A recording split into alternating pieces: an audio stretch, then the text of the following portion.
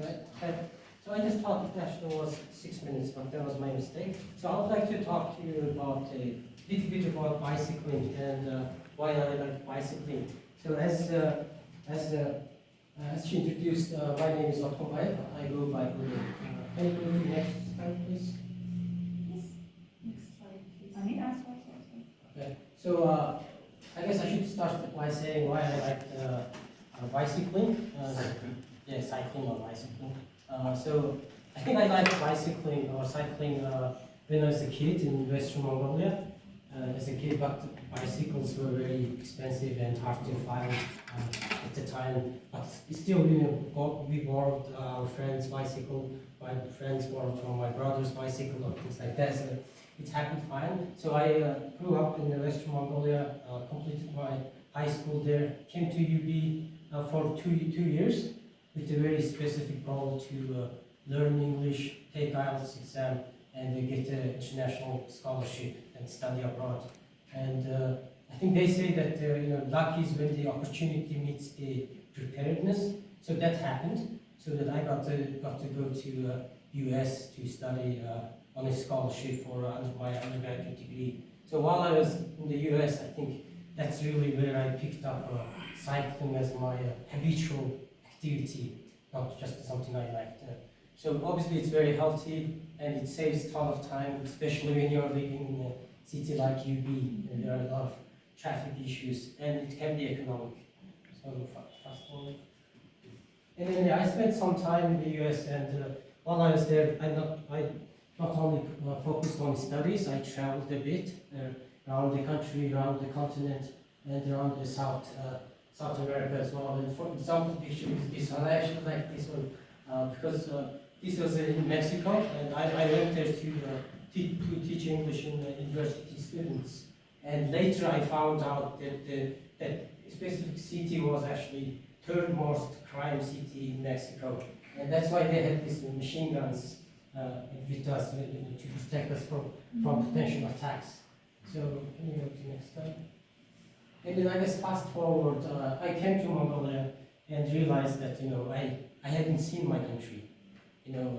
Mongolia is beautiful and it has a lot of nice natural sceneries. And then and obviously I like cycling and I'm a geologist. I education, and so I like outdoors. And then I wanted to see the country. So I just hopped on and started cycling. Yeah, so this is just a brief summary of the cycling I did. So for example, this ranged from 2 days to 14 days. And 2 days, it sounds short, but it was in almost a year ago. It was in February on Lake Rus with ice.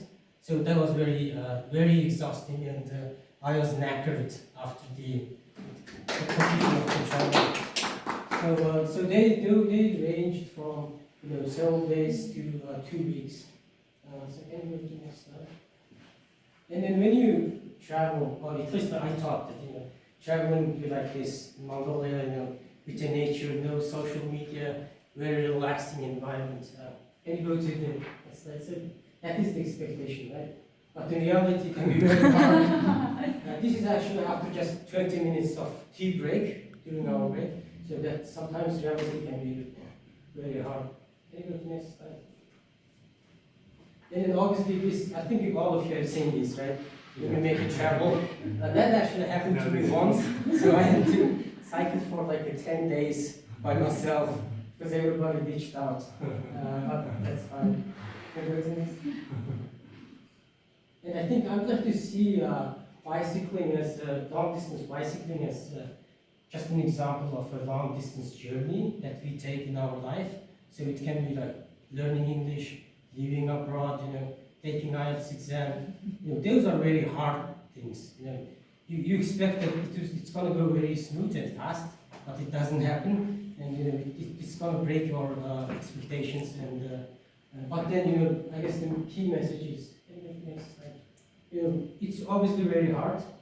Getting a job, good IELTS score, those are very hard. But at the end of the day, if you succeed, there are a lot of people around you, your co-workers, family members, and then even your speaking club members who are willing to support you. So whatever journey you're traveling right now, good luck to your next journey. So thank you.